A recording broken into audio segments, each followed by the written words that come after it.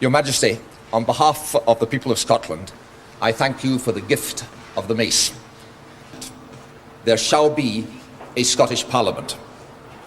Through long years, many long years in the case of many of us, those words were first a hope, then a belief, then a promise.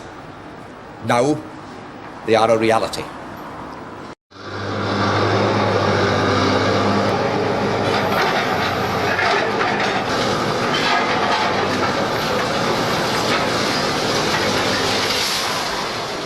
In September 1997, the people of Scotland voted by almost 3-1 for the creation of the first Scottish Parliament in 300 years.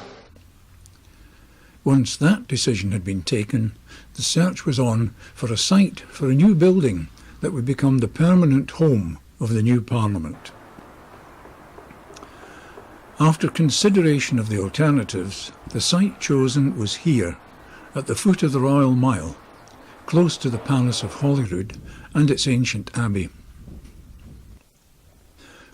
Following an open competition, the Spanish architect Enrique Morales was chosen as the building's designer, and it was his vision that shaped its character. Morales, together with his wife, teamed up with an Edinburgh firm of architects known by the initials RMJM to form a partnership which oversaw the process of turning his vision into a reality. A primary concern of Morales was that the building should, in the designer's words, sit in the land, meaning that it should blend naturally with the surrounding landscape and the nearby historic buildings along the Royal Mile. Scottish materials were to be used: wood, stone, glass, and Scottish emblems would be featured, particularly the saltire or Cross of St Andrew, which was to be incorporated in abstract form into decorative aspects of the building. Morales had been attracted by the shape of upturned boats seen along the Fife coastline, and based some of the roof designs on this concept.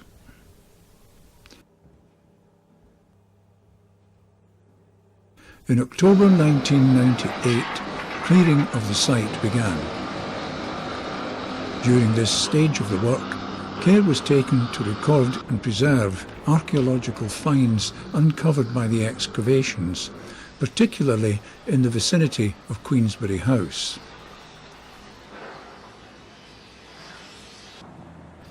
While the work progressed, it was hidden from public view by this large green fence which surrounded the site. Rather than allow the fence to be defaced by graffiti, a hoardings artwork initiative was launched in 1999, titled "The Face of Your Future Parliament," using the artwork of children from schools throughout Scotland in order to encourage child art. Outside the fence, work was undertaken to widen and strengthen the roads, including the construction of 2 new roundabouts here in Holyrood Park. Meanwhile, behind the hoardings, work on the site slowly progressed, and the various buildings making up the Parliament gradually rose from the ground. Unfortunately, so did the cost, and the whole project was mired in controversy for several years. Sadly, in the midst of this controversy, the architect, Enrique Morales, died suddenly in July 2000. Sadness turned to tragedy when October of the same year saw the unexpected death of Donald Dewar, then the First Minister of the new Parliament. Bereft of its architect and chief political protagonist, the project did not have its troubles to seek. But despite these setbacks, work continued, and Morales' vision gradually began to take shape. Features that were first seen as details in the original model of the building were becoming recognisable structures amid the bustling activity on the construction site.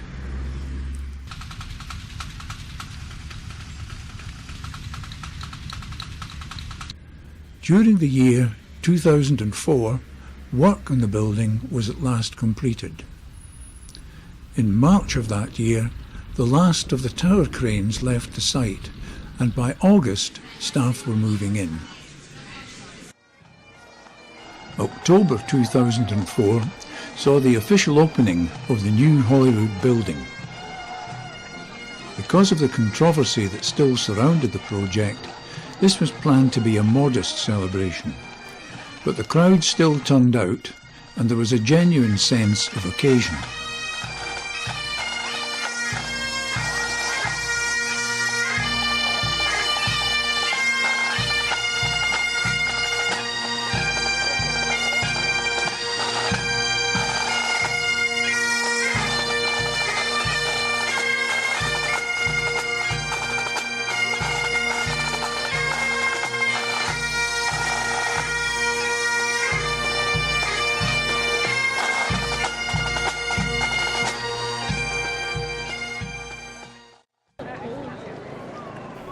The Queen duly arrived and formally opened the new Parliament building.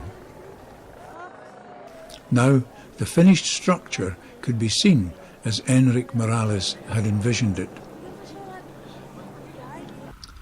Looking down on the building, your eye is caught by what look like concrete branches covered in grass, which flow out from the leaf-shaped buildings, connecting them with the landscape of Holyrood Park.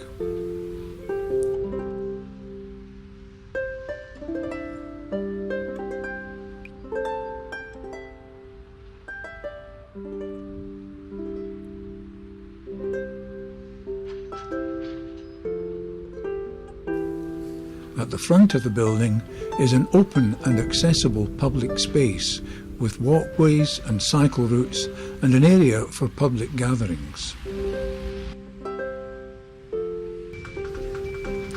Much of the building is clad in Kemney granite, which comes from Aberdeenshire, and many of the windows are fronted by a wooden lattice made from oak timbers.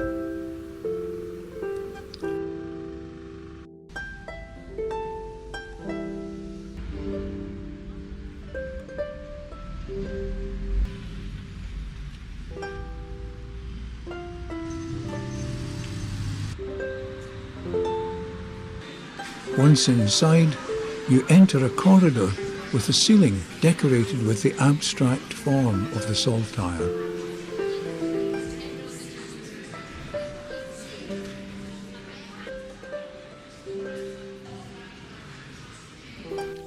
Wood and glass pervade the interior of the building, giving it warmth and light.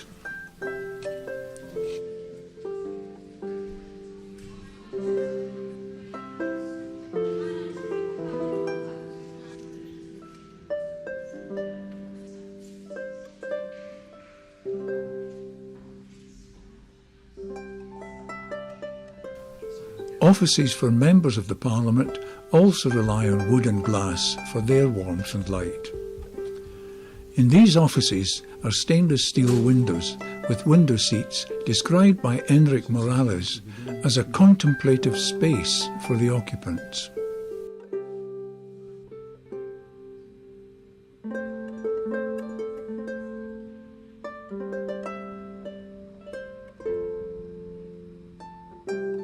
The principal work of the Parliament takes place in the committee rooms and the debating chamber. There are 6 committee rooms, each providing space for between 20 and 50 witnesses and other members of the public. The debating chamber is approached via a glazed walkway, at the west end of which is a stone lintel from the original pre-Union Parliament House building. This chamber is the hub of the Parliament. It is a steel-frame building clad in concrete panels. The unique roof structure consists of laminated oak beams supported at ceiling level by a system of stainless steel joints. The absence of supporting columns ensures clear sight lines throughout the chamber. The floor of the chamber contains seating arranged in a semicircular layout. Meetings of the Parliament take place in the debating chamber on Wednesday afternoons and all day on Thursday. And there is a public gallery where, on most days, you can just go in to watch and listen. The new Parliament building now stands here as a symbol of the latest stage in the continuing development of democracy in Scotland.